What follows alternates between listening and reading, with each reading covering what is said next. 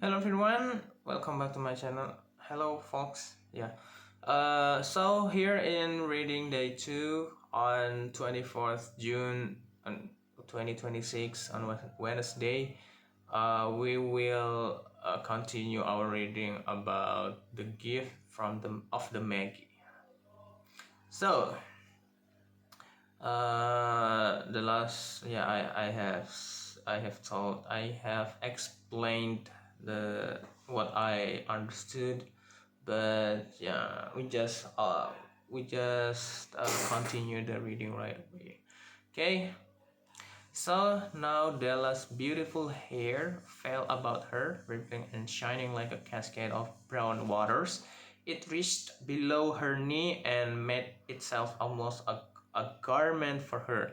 And then she did it up again nervously and quickly. Once she faltered for a minute and stood still while a tear or two splashed on the worn red carpet.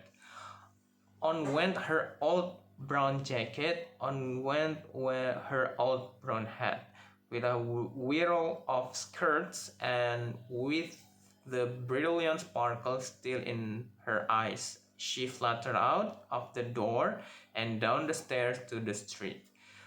Where she stopped, the sign read MME? Me, Sophrony, hair goods of all kinds. One flight up, Della ran and collected herself, panting. Madam, large, too wide, Chilly hardly looked the Sophrony. Will you buy my hair? Asked Della. I buy hair, said Madam. Take yet Take your hat off and let's have a sight at the looks of it. Down rippled the brown cascade. $20, said Madame, lifting the mass with a practiced hand. Give it to me quick, said Della. Oh, and the next 2 hours stripped by on rosy wings. Forget the hashed metaphor. She was ransacking the stores from Jim's present. She found it at last. It surely had been made for Jim and no one else. There was no other like it in any of the stores, and she had turned all of them inside out. It was a platinum fob chain, simple and cased in design, properly proclaiming its values by substance alone and not by meretricious ornamentation, as all good things should do. It was even worthy of the watch. As soon as she saw it, she knew that it must be Jim's. It was like him, quietness and value. The description applied to both. $21 they took from her for it, and she hurried home with the say 87 cents. With a chain on his watch, Jim might be properly anxious about the time in any company.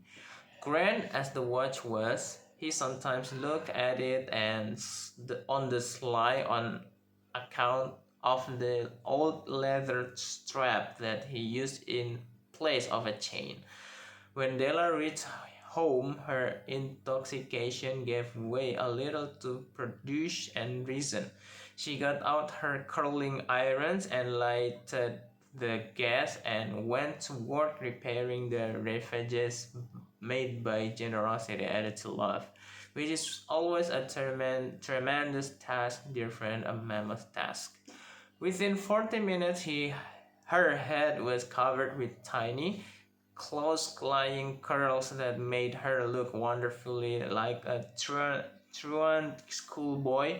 She looked at her reflection in the mirror long, carefully and critically. If Jim doesn't kill me, she said to herself, before he takes a second look at me, he'll say I look like a Coney Island chorus girl. But what could I do? Oh, what could I do with $1.87? At 7 o'clock, the coffee was made and the frying pan was on the back of the stove. hot and ready to cook the chops. Jim was never late. Della dubbed the fob chain in her hand and sat on the corner of the table near the door that he always entered. Then she heard his step on the stair away down on the first flight, and she turned white for just a moment.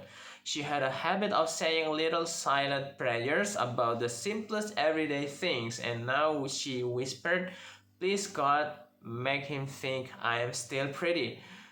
The door opened and Jim stepped in and closed it.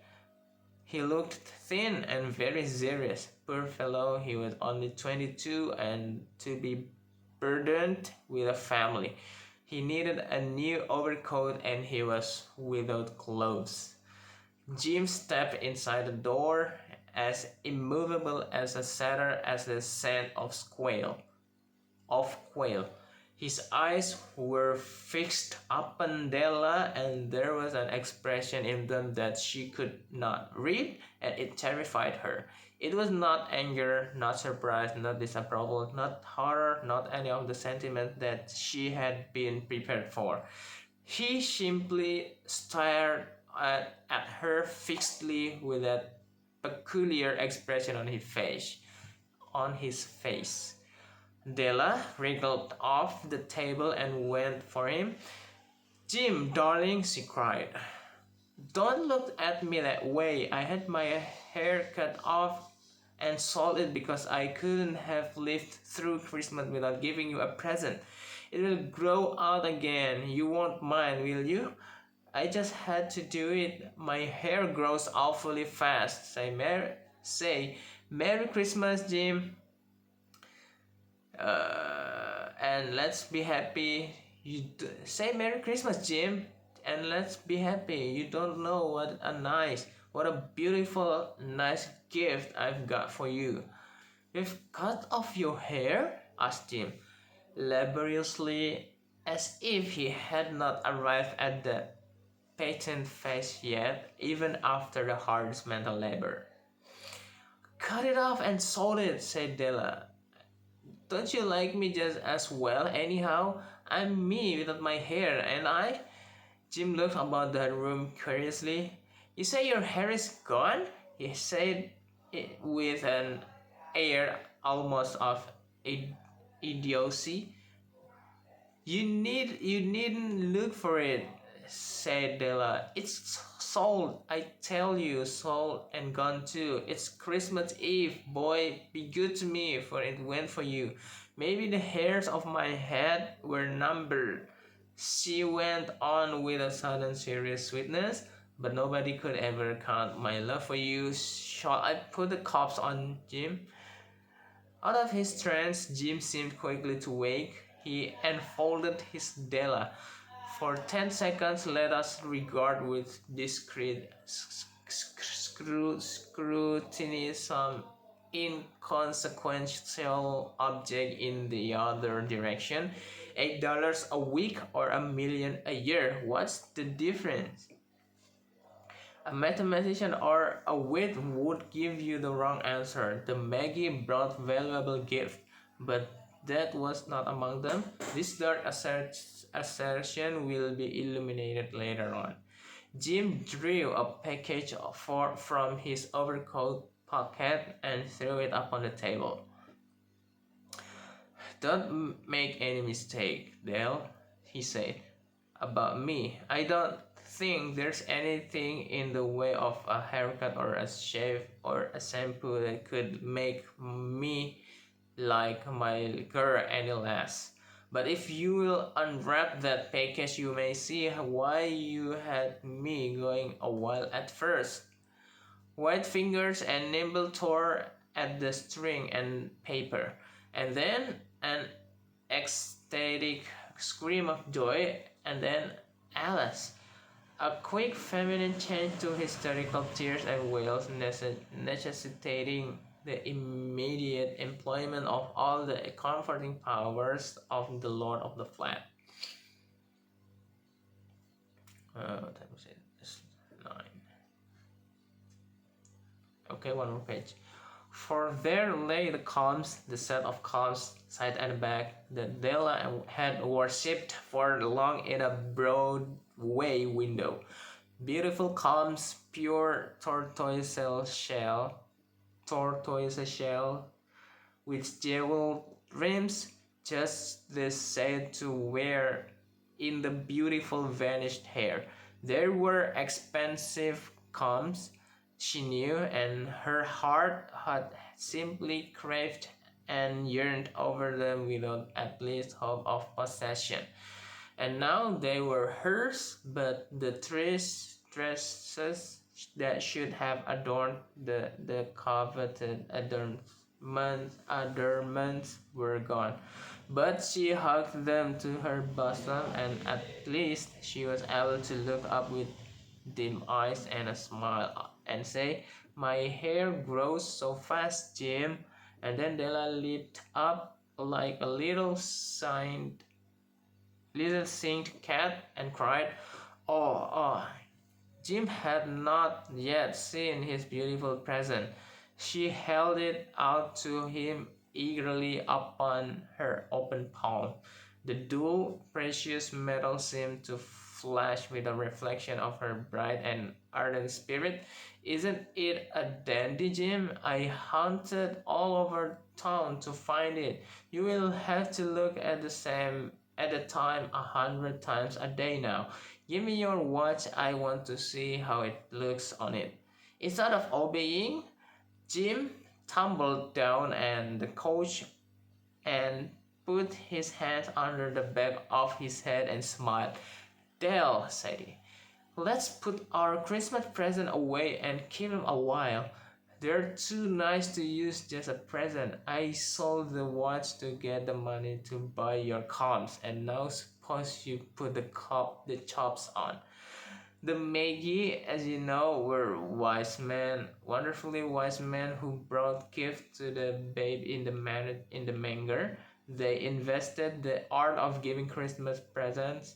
Being wise, their gifts were no doubt with wise ones, possibly bearing the privilege of exchange in case of duplication. And here I have lamely related to you the uneventful chronicle of two foolish children in a flat who most unwisely sacrificed for each other the greatest treasure of their house. But in a last word to the wise of these days, let it be said that all who give gifts, these two were the wisest of all who give and receive gifts such as they are wisest. Everywhere they are wisest, they are the Magi. If you ask me about the story, I don't even understand one thing. I just know that Della and Jim are about to celebrate Christmas together, and they are planning to prepare their own gifts to each other. And Jim prepared a, an expensive special comb, but I forgot what was Della's present or gift to Jim. And yeah, for the moral lesson, I think someone who sacrificed theirs to make happy others are the Maggie, and I don't know what the meaning of that. And yeah, that's all for the reading day 2. Thanks for your attention. Goodbye. See you on the next video. Bye.